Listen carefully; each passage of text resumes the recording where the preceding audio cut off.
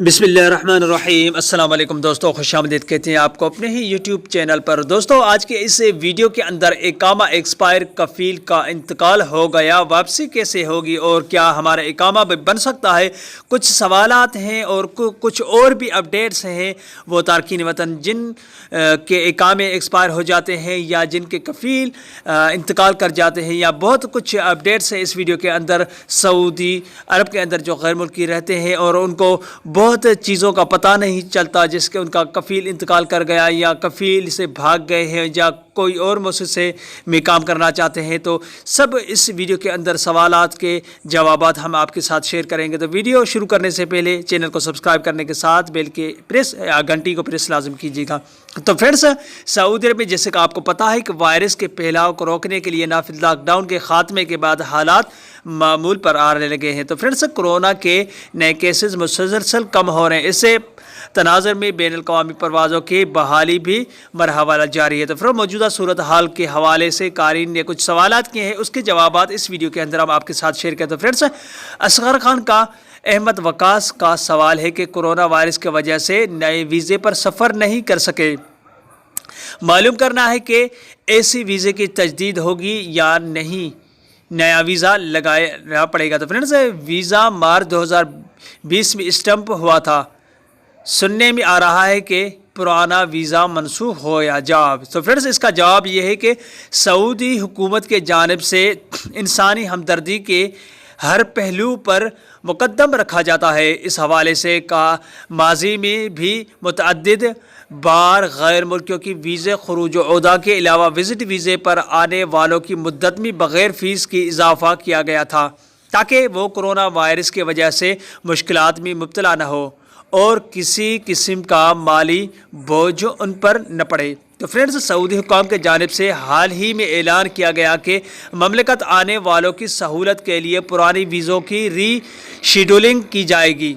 ऐसे अफराद जिन्होंने वीज़े स्टम्प कराए थे मगर कोरोना वायरस की वजह से सफ़र नहीं कर सके और उनके वीज़ों की मियाद ख़त्म हो गई, उनके लिए सफारत खाने की जानिब से री स्टैंपिंग का सिस्टम शुरू कर दिया गया है।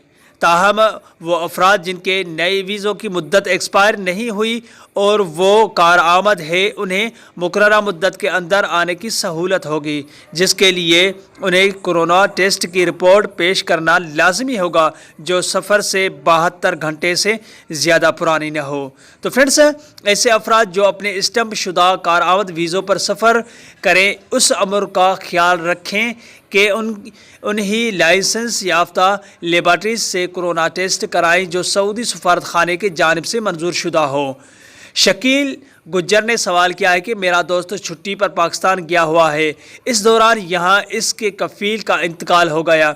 दोस्त का खरूज ओदा और इकामा भी एक्सपायर हो गया है, अब वो किस तरह वापसी आ सकता है, कोई हल बताएं।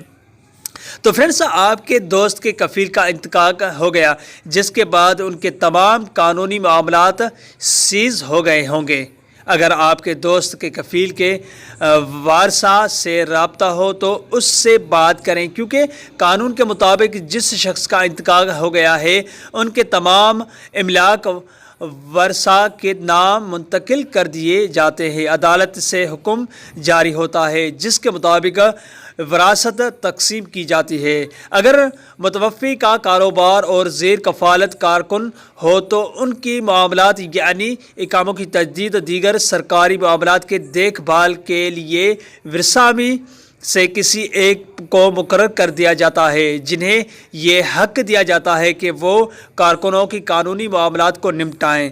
वसा के मर्ज़ी होई कि वो कारोबारी को जारी रखते हैं या नहीं। अगर कारोबार को जारी रखते हैं तो कंपनी या इदारा विरसा या मुकर्ररा करदा नुमाइंदे के नाम मुंतकिल हो जाता है, जिसके बाद कारकुनों का इकामा भी ट्रांसफ़र कर दिया जाता है।